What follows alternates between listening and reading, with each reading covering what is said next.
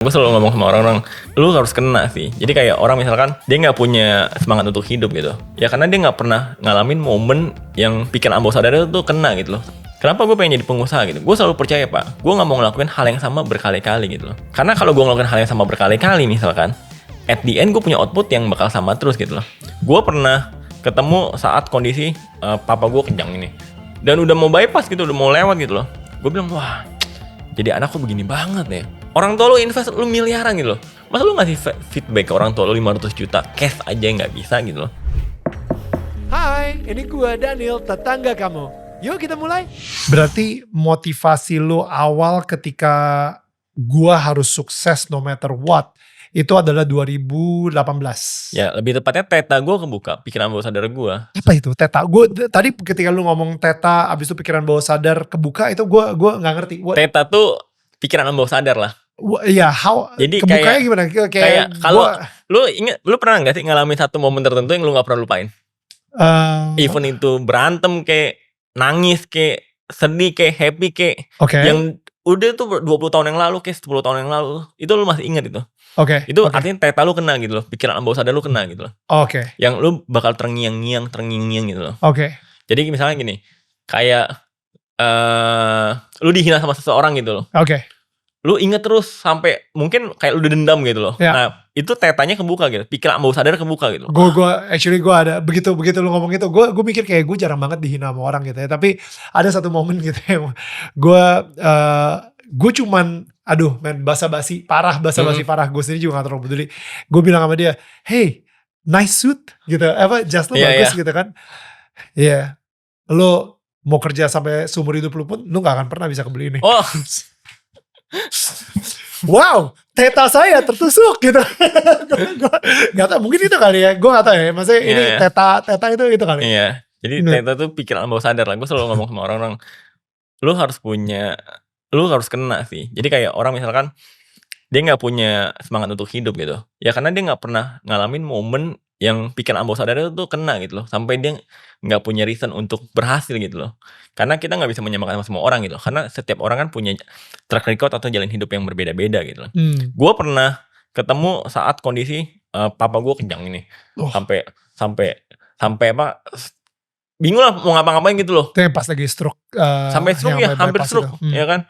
Dan udah mau bypass gitu, udah mau lewat gitu loh. Gue bilang wah, jadi anak kok begini banget ya. As a stupid person gitu loh. Orang tua lu invest lu miliaran gitu loh. Dari misalkan dari lu sekolah, dari lahiran, dari makan, itu pasti miliaran pak. Gak mungkin gak. Masa lu ngasih feedback ke orang tua lu 500 juta cash aja gak bisa gitu loh.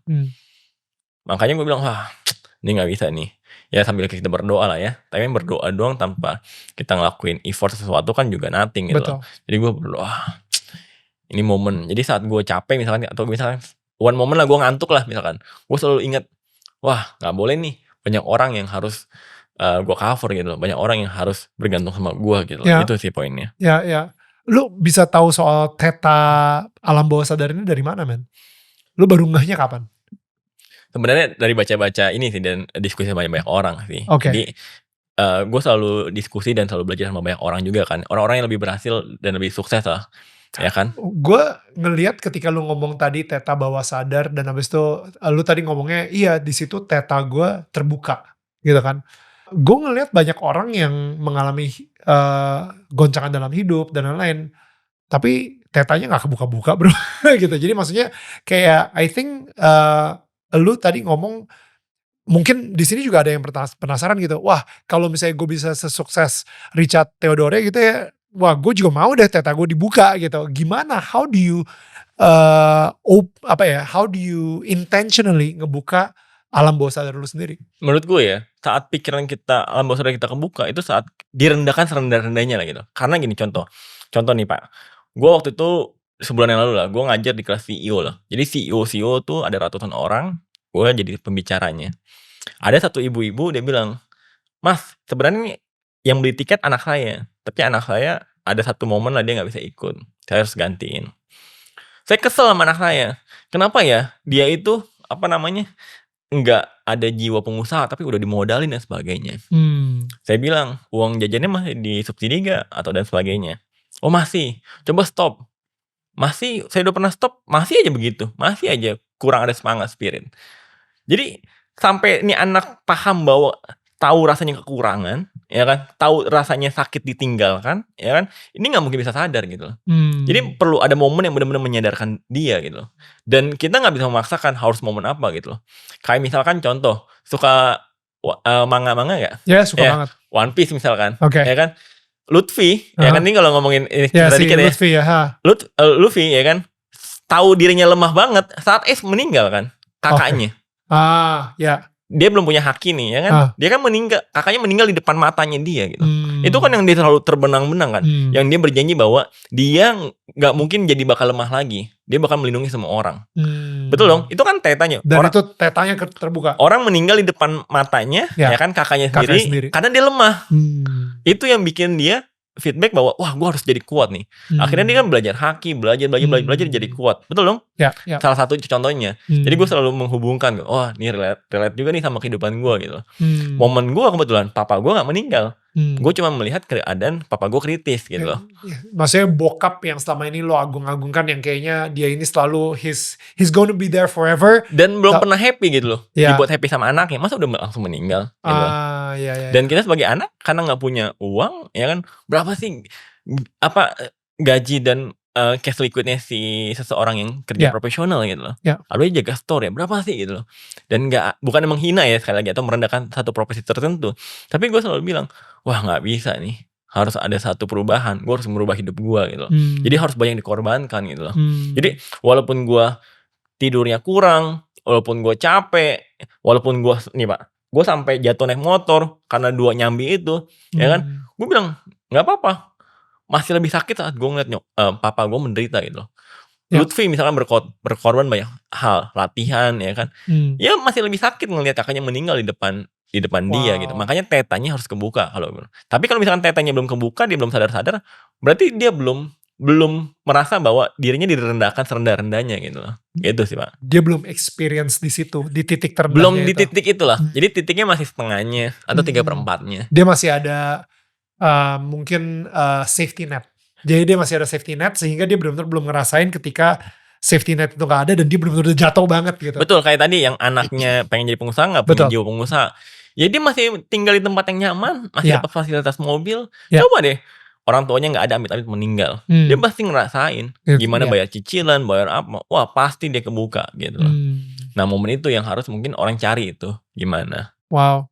Gue beberapa kali temen ya kan punya problem. Jadi misalkan pisah sama istrinya gara-gara nggak bisa bahagian istrinya karena istrinya mungkin punya pandangan yang berbeda atau apapun itulah. Jadi setiap orang punya moment of truth-nya masing-masing lah. Kapan kejadian itu? Kapan tetanya kebuka lah kalau bahasa gue. Gitu. Ya, wow. Kayak Bro Daniel misalnya tadi dihina sweet ya. Orang, wih bagus, nice sweet bro, ya kan, lu gak mungkin bisa beli gitu loh. Atau kayak misalnya Ahmad Saroni, ya kan, gue pernah dengar cerita juga ya, Ahmad Saroni itu tetanya menurut gue kebuka saat dia datang ke ruangan meeting, diusir, hey supir gak boleh lo meeting di sini, ini ruangan direksi. Betul gak? Pernah denger gak ceritanya? Gue ya kan? Gak pernah denger ya kan? Nah itu tetanya dia masih inget dan selalu dia bahas sampai 20 tahun sekarang. Wah gue tuh kesel sekesel-keselnya, gue mau buktiin, gitu. Gue pengen buktiin bahwa gue bakal sukses. Nah, akhirnya dia jadi sukses dan dia megang kantor itu kan. Gitu. Kantor itu yang dipegang. Iya. Gila. Suka banyak kok ceritanya di politik. Jadi setiap orang pasti punya teta yang bikin dia kebuka. Apakah teta ketika kebuka? Ini udah mulai dalam nih, bentar ya. Gue karena pertanyaan gue bakal banyak yang menarik, jadi gue akan minum teh dulu ya. Minum teh dulu itu ya, biar teta kita lebih sans. Ini pakai teh hijau gitu bro, pakai green tea. Ya.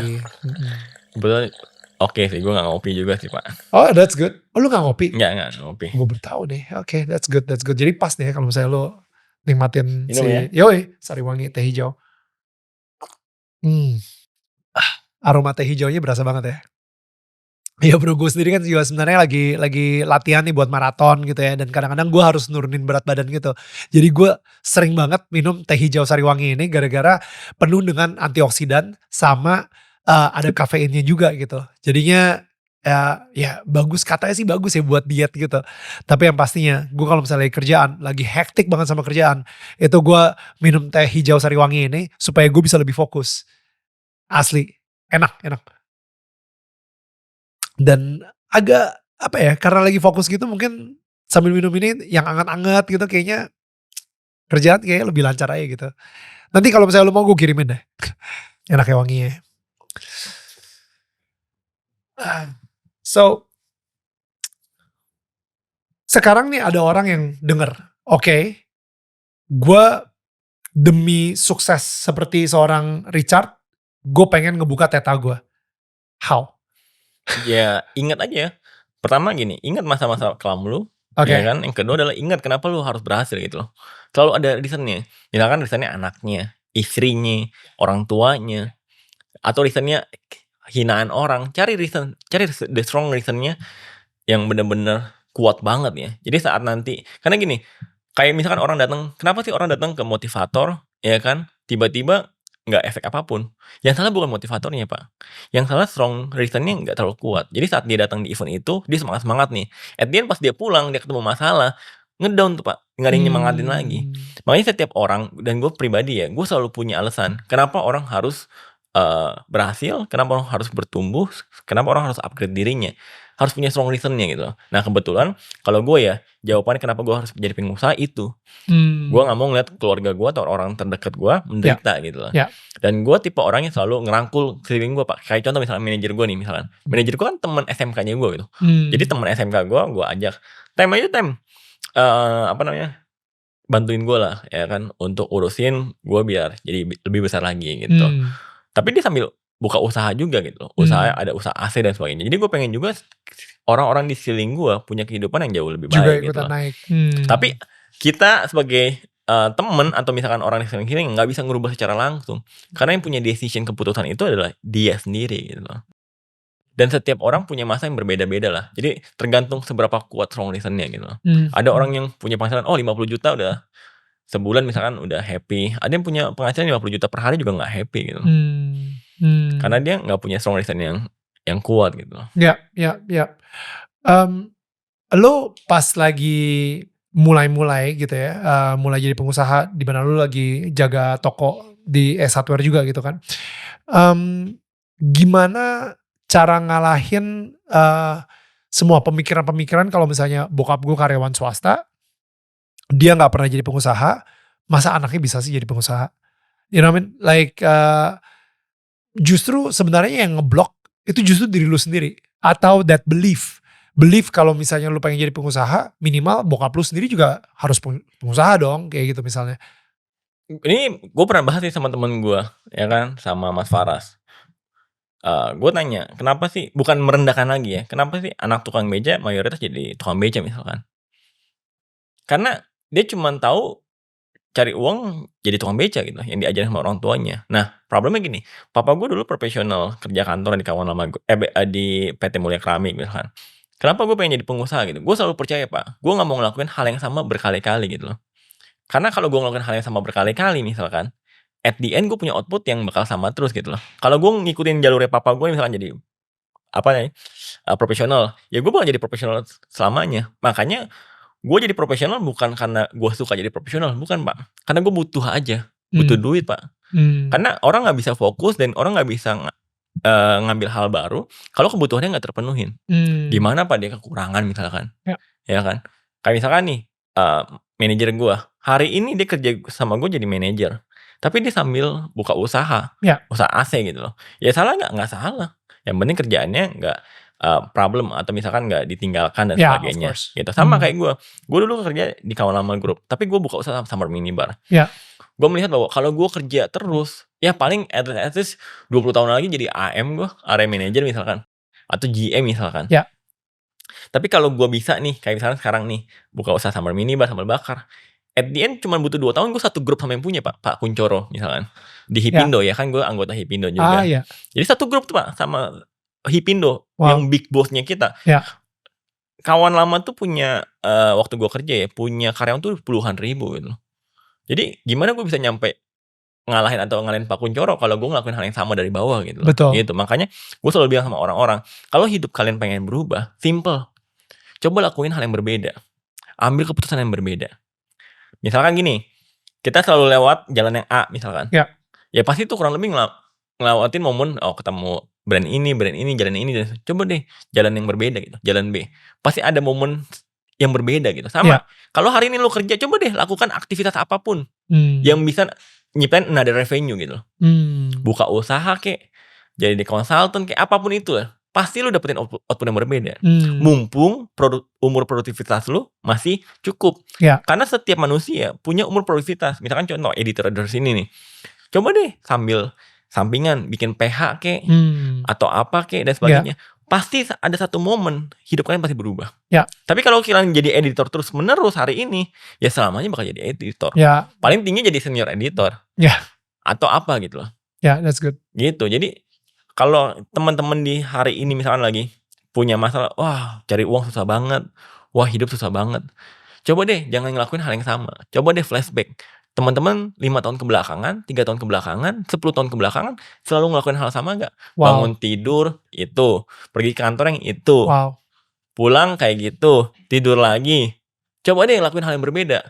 Untuk nyiptain another revenue ya. Bukan ngelakuin hal berbeda untuk senang-senang. Misalkan jalan-jalan, oh yaudah gue ngelakuin tempat yang berbeda nih, tapi gue jalan-jalan dari A ke B gitu. Nyiptain hal berbeda yang poinnya adalah untuk mengkonversi another revenue, another income gitu loh. Jadi income dari satu misalkan kerjaan ini, coba deh konversi another revenue apa yang bisa dihasilkan. Mungkin ya kan ini bakal lebih besar one day. Gitu. Sama kayak gue yang tadi gue kasih contoh ya. Gue kerja di Kamalama Group. Gue sambil kerja jadi sama minibar. Kamar minibar, sukses, gue buka lagi tuh cabang-cabang dari revenue, sambal bakar, seafood bakaran, kontraktor, apapun itulah. At the end, gue bisa ngelampauin orang-orang yang mungkin cuma ngelakuin aktivitas kerja di kantoran di Kamalama Group gitu. Sama kayak misalkan tadi manajer gue, dia buka jadi manajer Richard nih, ya kan? Sambil side-nya adalah buka usaha, cuci AC. One day dia mungkin bisa ngelampauin gue, atau mungkin bisa punya kehidupan yang jauh lebih baik. Gitu. Jadi teman-teman kalau hari ini punya masalah karena hidupnya susah banget, ya coba flashback. Ngelakuin hal yang sama terus gak selama 5 tahun kebelakangan. So good. Atau 3 tahun yang belakangan. Coba hal baru untuk nyiptain konversi another revenue untuk hidup kita gitu. Pasti berubah. Makanya kenapa anak tukang beca bisa jadi pilot, jadi polisi? Karena dia nyiptain sesuatu hal yang berbeda. 6 bulan tutup. Gue pelajarin kenapa gue tutup. Karena gue selalu melakukan yang sama.